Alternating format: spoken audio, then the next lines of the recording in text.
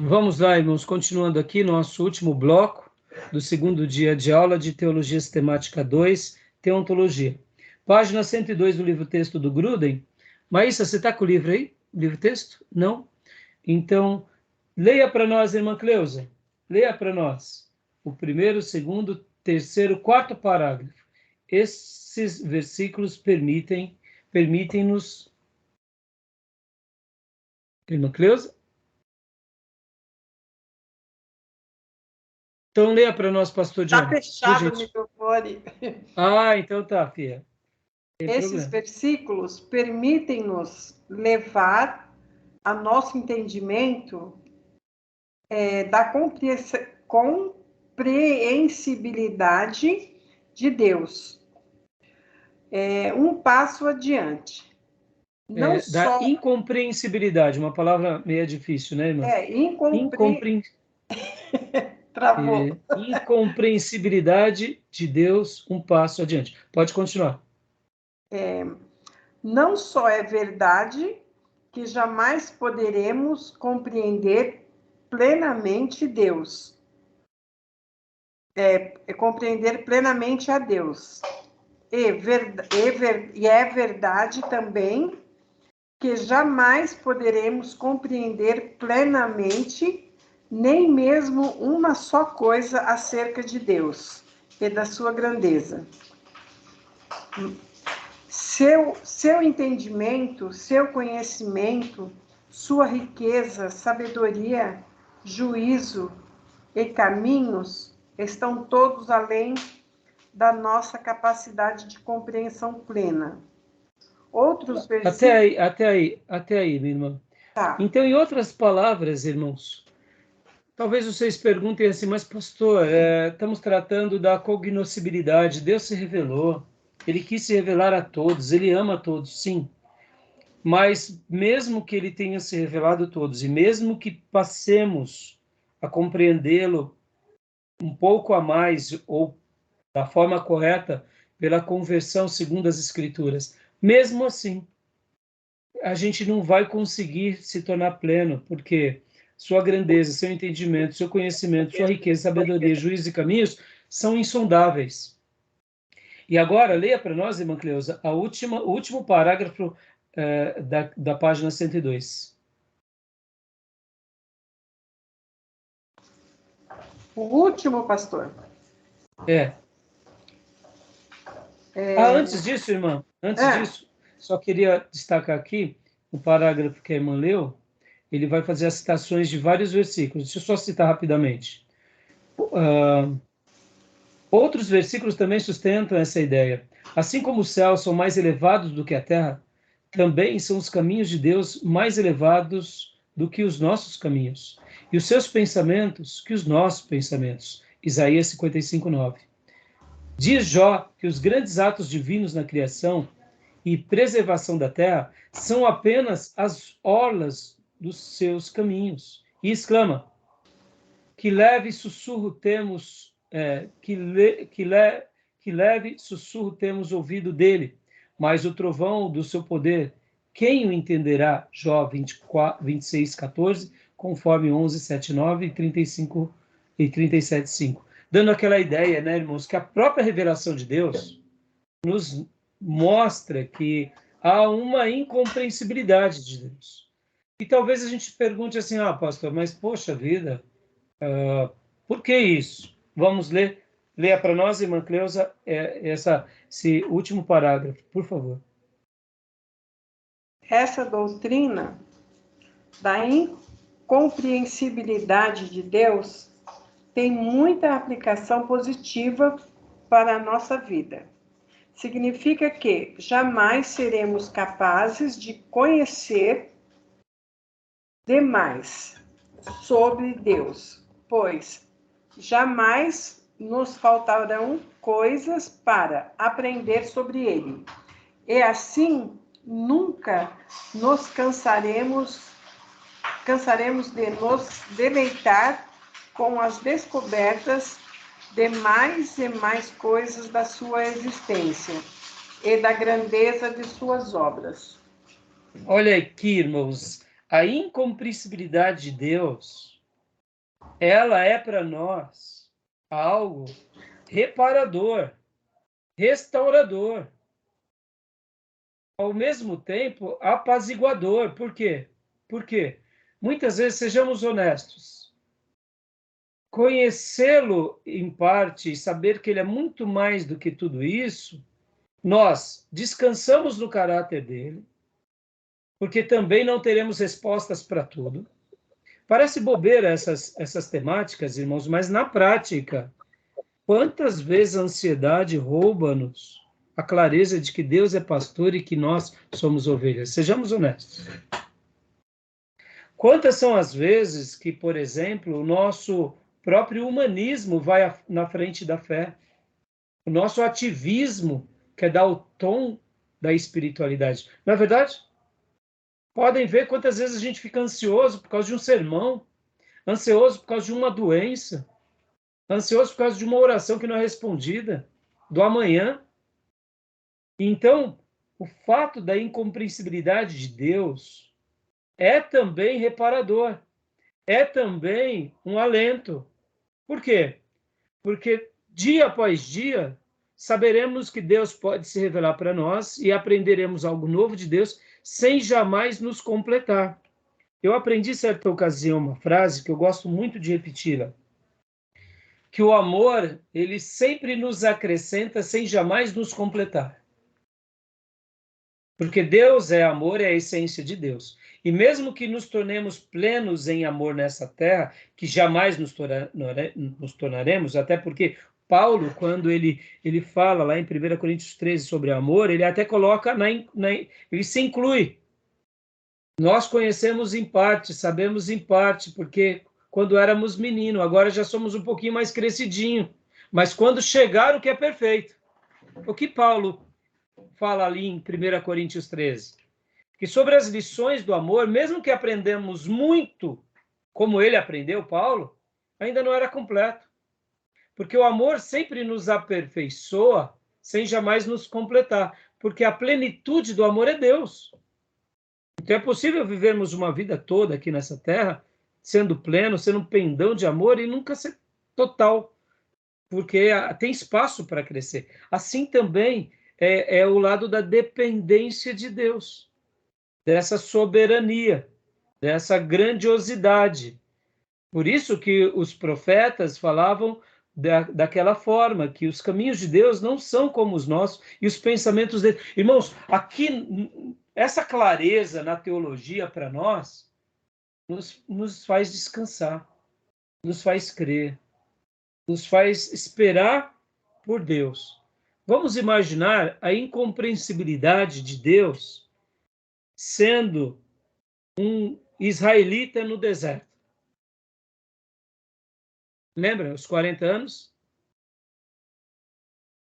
Pensem que nós saímos do Egito junto com Moisés e agora a gente está num deserto e o povo está ali. Irmãos, ali foi a incompreensibilidade ou não foi? O maná.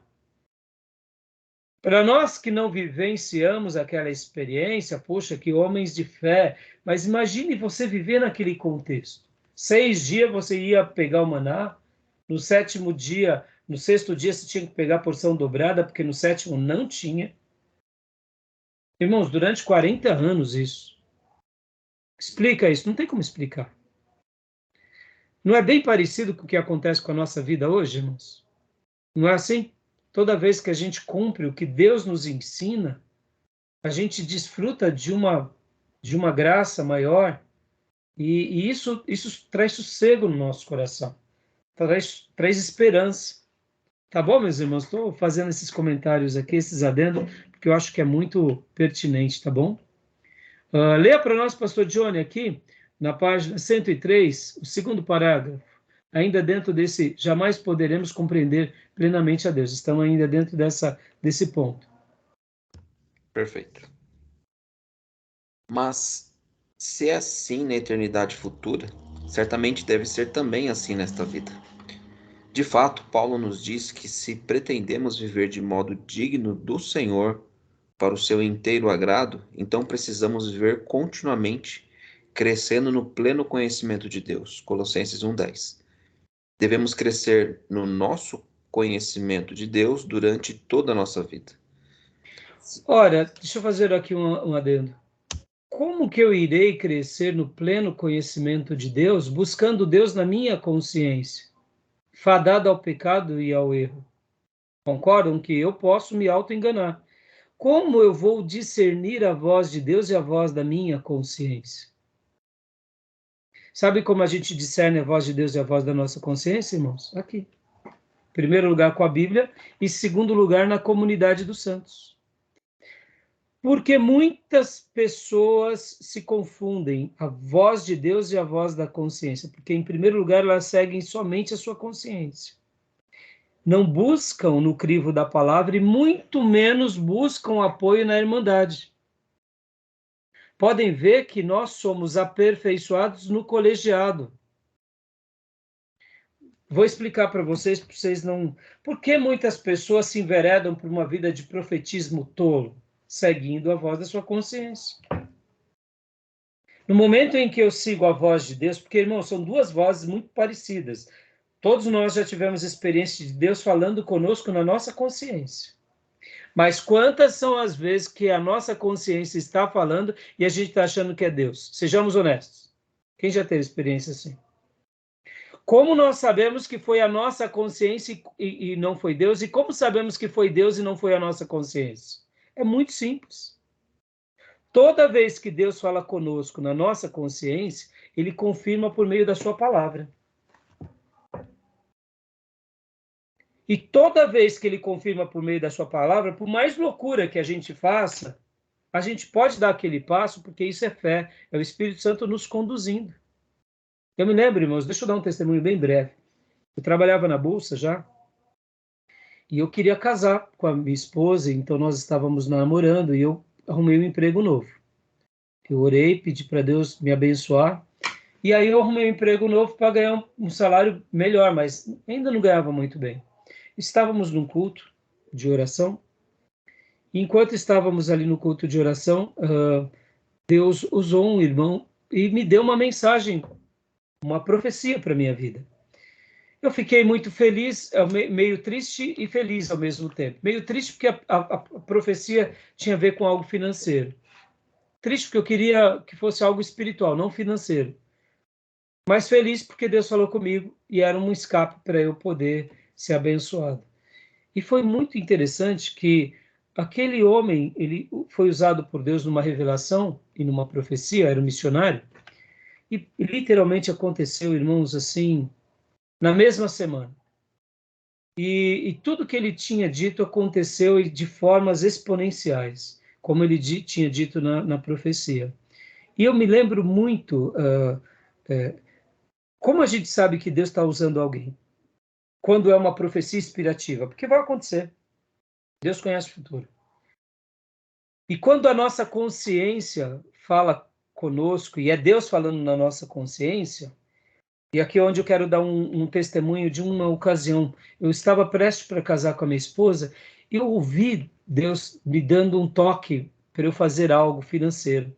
E eu lembro como hoje, irmãos, parece bobeira, mas meu sogro tinha um Chevetinho 7.4. Sabe aquele Chevetinho, aqueles primeiros Chevetinho? Velhinho, velhinho. E Deus me deu algumas instruções, até mesmo para eu fazer aquilo, eu comprar aquele carro. Eu lembro como hoje. Veio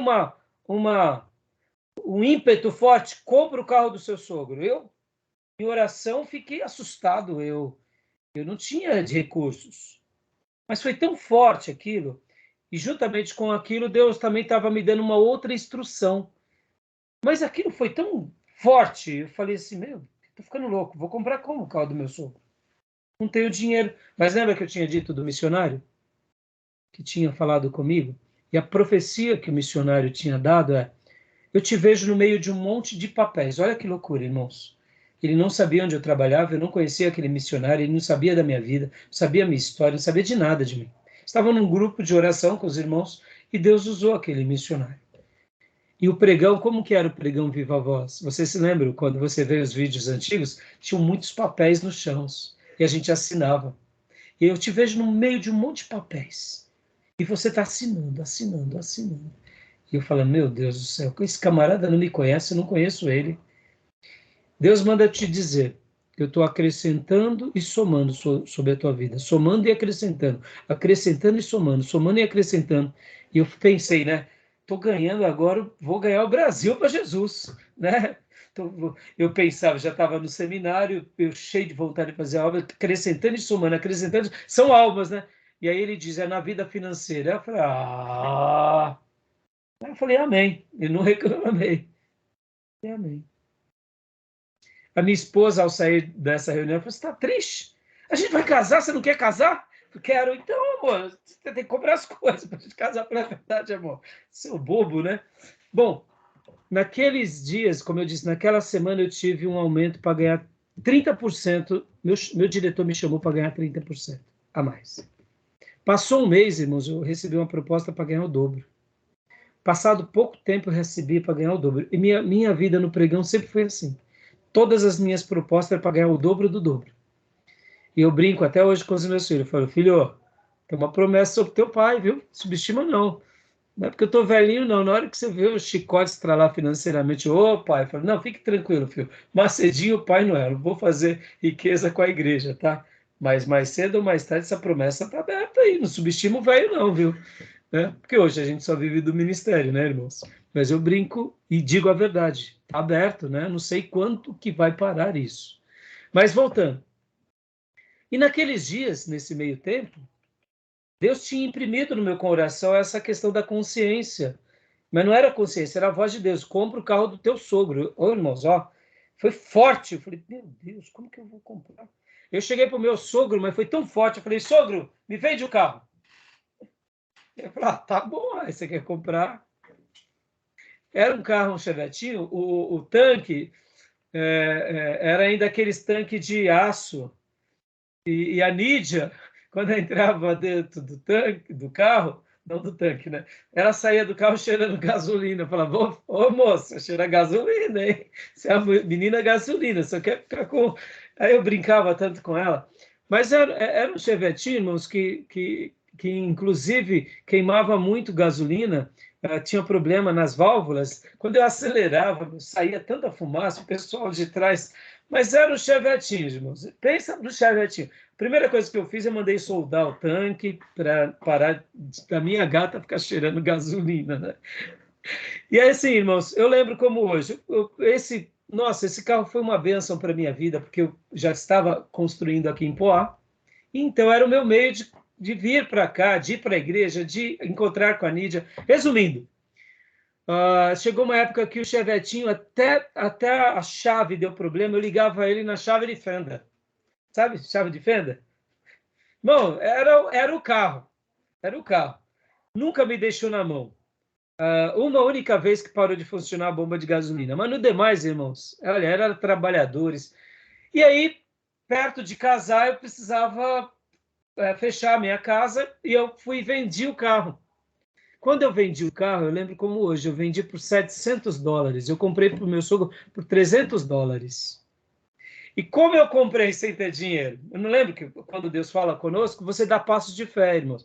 Eu lembro que eu falei, bom, eu não sei como eu vou fazer para comprar o carro, mas eu vou comprar. Sogro, você quer vender? Quero. Quanto é? $300. Tá bom, então segura para mim, aí eu vou dar um jeito de arrumar esse dinheiro.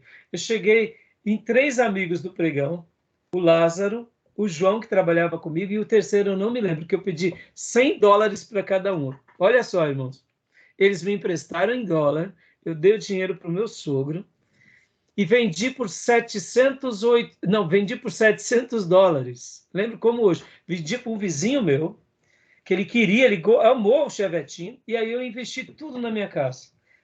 Aí quando eu vendi por $700, dei os $300 do meu sogro, e ainda apliquei os $400, mais os 300, todo aqui na minha casa.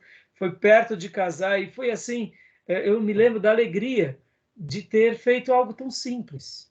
Isso me fez lembrar aquelas histórias dos profetas, sabe, irmãos? A multiplicação do pão, da farinha.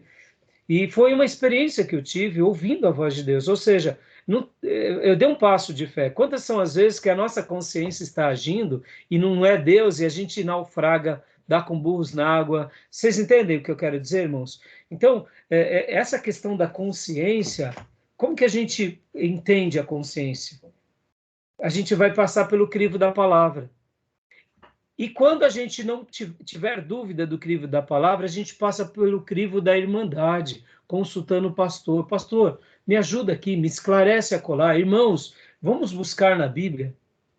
Qual é Por que eu estou falando tudo isso, irmãos? Porque parece bobeira, mas quantas são as vezes que irmãos saem da igreja porque Deus está falando? Começam projetos porque Deus está falando. Começam ministérios porque Deus está falando e de repente não tem nada de Deus, é a nossa consciência. E aqui fica uma dica. E aqui, como que a gente faz tudo isso? Para a gente discernir a voz de Deus com a voz da nossa consciência. Porque tem hora que a gente quer tanto a cura de alguém, que a gente está desejando tanto a cura de alguém, mas é a gente que está querendo a cura. Muitas vezes não é Deus, e a gente precisa o quê? Da palavra e da irmandade. Tá bom, meus irmãos? Tudo bem? Beleza? Querem fazer algum comentário?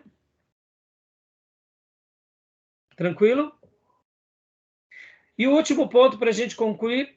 Podemos, porém, conhecer a Deus de modo verdadeiro? Leia para nós a primeira frase, Júnior. Embora...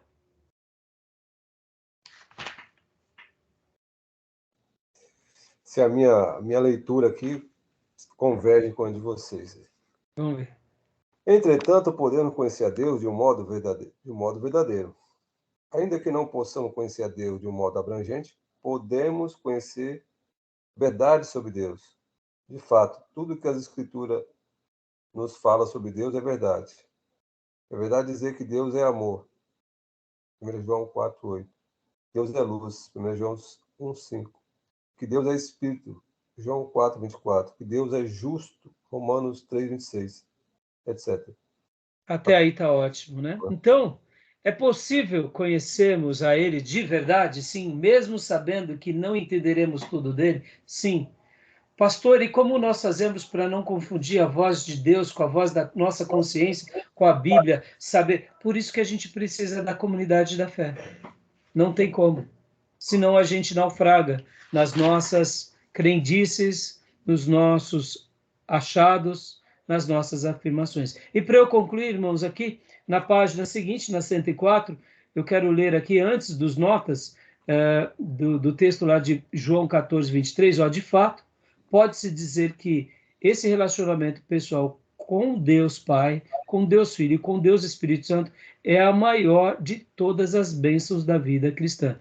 Aqui o autor ele vai falar o seguinte: mesmo que haja uma incompreensibilidade de Deus diante da sua cognoscibilidade, ainda que Deus, mesmo ele tendo se revelado, nós nunca saberemos tudo sobre ele, no momento em que trazemos de forma prática, no exercício de fé, e buscamos a Ele como Pai, como Filho, como Espírito Santo, a gente vai ter o quê? Esse aprimoramento, essa revelação por meio do relacionamento. E as bênçãos de Deus, elas vão nos marcar, vão nos ajudar. E lembram quando eu falei há pouco da minha experiência, irmãos? E uma última coisa importante, irmãos. Nunca faça da sua experiência uma doutrina. Eu já tive muitas experiências com a voz de Deus e também com a voz da minha consciência que eu naufraguei. Mas eu não faço disso uma doutrina. Eu não fico ensinando os irmãos a tomarem decisões baseadas nas minhas experiências. Deixa eu dar... por que eu estou dizendo isso, irmãos? Porque muitas vezes a gente está tendo experiências glamurosas e a gente naufraga. Lembra de Davi ao trazer a arca? Aquela foi uma experiência glamurosa da voz da consciência de Davi e de muitos outros judeus que naufragaram. Houve a morte de Uzá.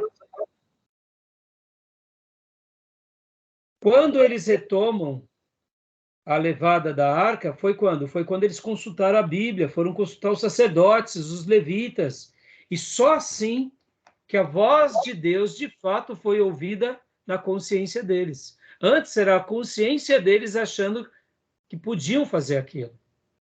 Então, muitas vezes, a nossa experiência, por mais que ela seja poderosa, a gente não pode criar uma doutrina. Deixa eu dar um último testemunho para vocês para encerrar.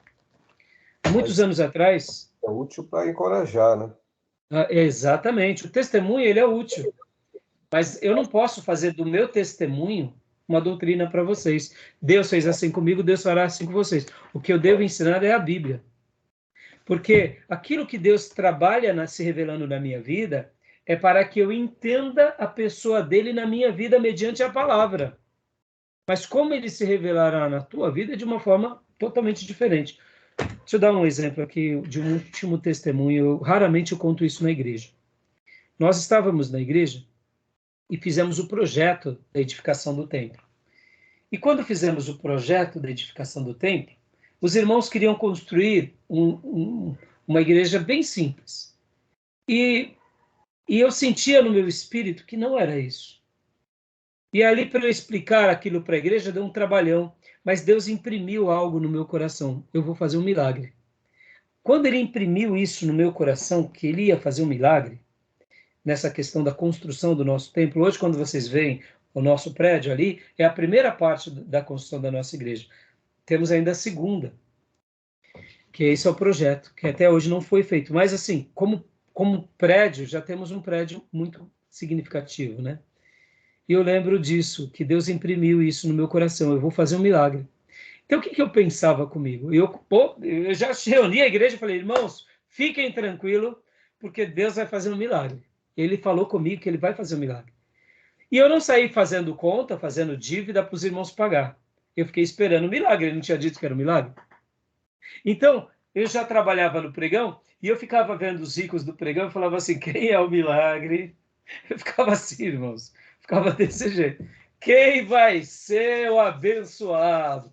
Irmãos, eu ficava esperando. E aí eu pus a igreja para orar e falei, irmãos, essa foi a palavra que Deus imprimiu no meu coração, que ele vai fazer o milagre. Ele vai providenciar os recursos. E a igreja ficou muito feliz, é óbvio, ouviu isso do pastor, e eu também, e eu só ficava, e os meses foram passando. E a gente começou a fazer algumas coisas na igreja, começamos a fazer os fundamentos, começamos a fazer os projetos. E falei, irmãos, fiquem tranquilos, Deus vai providenciar meios. E aí chegou a parte mais difícil da construção, que foi a laje. Imagina, uma laje, você tem que deixar todos os fundamentos, você tem que comprar tudo. Eu falei, pô, Senhor, estamos aqui agora. E o milagre? Irmão, e o milagre não vinha, e o milagre não vinha. E passa-se mês, e vem mês, e passa. Falei, Senhor, estamos aqui. E aí o banco que eu trabalhava nessa época, eu trabalhava no Banco Francês, mas olha só que interessante, irmãos, o HSBC comprou o Banco Francês. Aí eu falei, eita, agora nem milagre desempregado. Mas fiquei tranquilo, fazendo a obra, dando glória a Deus. E aí um dia, eu lembro como hoje, nosso diretor nos chamou lá no banco. Falei, ei, galera, eu já era o gerente, né, da turma, todo mundo morrendo de medo. Vamos estar sendo demitido? Eu falei, não sei. Mas o que você acha? Eu falei, eu não sei. É uma nova gestão, é um banco inglês, aqui era um banco francês, está tendo mudanças. E aí que eu não sei, gente. Se prepara para o pior? Eu falei, está todo mundo se preparando para o pior. Irmãos, quando chegamos lá, o diretor nos reuniu, e aí ele chegou assim, veio um por vez, né? E quando, eu não me recordo agora se eu fui o primeiro ou se eu fui o último, eu acho que eu fui o primeiro. Eu fui o primeiro a entrar.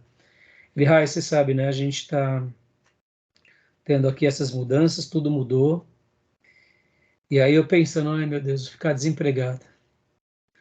Mas é o seguinte, o banco foi vendido e tudo, não sei o quê, mas está aqui, quero dar uma bonificação, etc, etc, etc e tal. E era um valor assim muito grande. Na hora que ele deu, irmãos, eu comecei a chorar ali na sala, porque o Espírito Santo tinha dito para mim, lembra do milagre que eu disse que eu ia fazer? Eu já vinha preparando minha esposa para a demissão. E eu falava para ela que eu tinha um sonho de um dia dar um grande presente para Deus. Dar um grande presente, uma oferta muito generosa. E, irmãos, me veio um bônus muito generoso, mas muito generoso. Na hora que eu peguei aquele bônus, o Espírito Santo ele falou para mim, eu disse para você que eu ia fazer um milagre.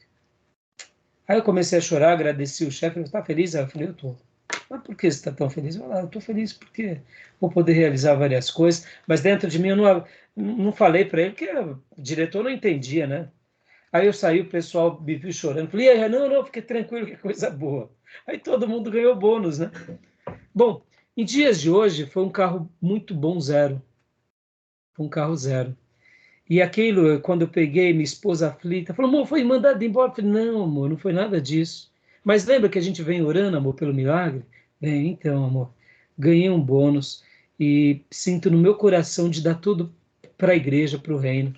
E ela falou assim, você quer mesmo, amor? Quero. Então eu estou com você, e etc e tal. Então aí o que acontece, irmão? Eu cheguei para o tesoureiro da igreja e falei assim, tá aqui, ó, um milagre. E eu chorava, irmãos, mas eu chorava da Faria Lima até a minha casa, chorei aquele final de semana todinho, porque eu tinha um sonho de dar um presente assim para Deus, mas não imaginava que seria por meio da minha vida. E aí cheguei para o tesoureiro e falei, compra a laje, chama o concreto, paga os ferros, paga tudo. Pagamos tudo que sobrou. E eu estou dando esses testemunhos para vocês porque é isso. Conhecer a Deus, por exemplo, eu nunca fiz, podem ver, a irmã está conosco, eu raramente conto esse testemunho na igreja. Raramente. Até para não me evidenciar. Por que eu estou dizendo isso, irmãos? Porque eu tinha o desejo de fazer algo. E eu ouvi a voz de Deus. Eu vou providenciar. Mas eu jamais, na minha consciência, imaginei que o milagre e a provisão viria pelo meu emprego. Porque eu era um assalariado, tinha um bom salário. Mas ganhar um bônus tão alto como foi aquele ano, nunca. E aí eu consagrei. E a minha esposa louvou a Deus, todos louvamos a Deus, e foi tudo para conta da igreja, a gente fez, e estamos até hoje. Estou esperando agora o segundo milagre. Ele não falou nada. Vai orando aí, seminarista. Vai orando aí. Vai orando aí. Entendeu? Então, eu digo isso para os irmãos. Você vê, a gente não vai conhecer plenamente. O que ele quis se revelar é o que nós precisamos. Como vai acontecer tudo isso? É na nossa interação de fé, de experiência, de relacionamento. Tá bom, meus irmãos? Semana que vem continuamos lendo os slides. Capítulo 11, o caráter de Deus, atributos incomunicáveis. E depois trabalharemos nos atributos comunicáveis. Tá bom? Alguma pergunta? Deixei aqui esses testemunhos para edificação de vocês. E olha, irmãos... Testemunho para edificação, encorajamento é bom. Eu não pode fazer doutrina, mas nós tem às vezes pessoa desanimada na fé. E aí traz isso aí para ele, sabe, encorajar, ver que Deus opera mesmo, sem merecermos, né? Mas Deus, e sabe, Júnior, por que eu chorei tanto? Porque eu orei com a igreja, eu ficava procurando quem ia ser a pessoa que ia doar. Eu ficava, porque assim, irmãos, eu sempre fui muito articulado, eu tenho muitos amigos ricos, e eles sabem que eu sou pastor de uma igreja pobre, então, mas eu nunca fui pidão, eu nunca pedi. É o meu jeito, irmãos, é o meu jeito. Então, e eu queria muito realizar eu tinha esse desejo porque eu sempre sonhei no ministério integral, então eu falei, bom, um dia eu vou me dedicar integralmente, eu vou depender de Deus, mas enquanto eu estou aqui, eu queria tanto. Irmãos, e aqui fica aqui até mais uma outra coisa. Eu ainda sonho de poder, hoje eu sou sustentado pela igreja, mas eu ainda sonho de poder fazer muito mais financeiramente para o reino. Deus merece, o meu Jesus merece. Se ele me der condições, eu vou fazer muito mais para a minha igreja local, para o seminário e para o reino. Deus sabe disso, porque é o reino dele, né, irmãos? Nos surpreende, né? Tá bom? A forma que ele opera nos surpreende. E como eu disse, eu não gosto de ficar falando isso na igreja, porque as pessoas muitas vezes podem fazer aquela ideia, né? Mas aqueles que estão lá conosco há muitos anos sabem. E eu glorifico a Deus, né, pelo privilégio de poder ter presenteado a casa do Pai e o Pai, né? Porque foi meu gesto de amor ao Pai, né? Tá bom, meus irmãos? Legal. Ficamos aqui? Alguma dúvida? Não? Então, que Deus abençoe. Nos vemos quinta-feira, em nome de Jesus. E com as ovelhinhas, eu as vejo amanhã na nossa igreja. Amém. Tá Boa bom? semana. Um bom feriado a todos os irmãos. Desculpa, quinta não, terça que vem. Terça que vem. Quinta, feriado. Desfrutem. E aí, orem por mim. Dia 10, domingo que vem, faço aniversário de casamento. Ó, que Vamos benção. orar. Amém. 29 anos. Faz aniversário no mesmo dia que meu filho faz também, de casamento. Olha aí, que benção, Deus né? 29 anos. Bom, No ano que vem, 30 anos, se Deus quiser. Glória a Deus. Bodas, né? Bodas, né? É um tipo de bodas que eu não lembro qual é. 30 anos eu não lembro qual que é. Meu filho faz 31 anos Olha aí. de casados. Que benção. Glória a Deus. Tá bom, irmãos. Deus abençoe, meus irmãos. Boa Amém. noite. Paz, boa Fiquem com noite. Deus até Deus. terça que vem. Graça e paz. Deus abençoe. Amém.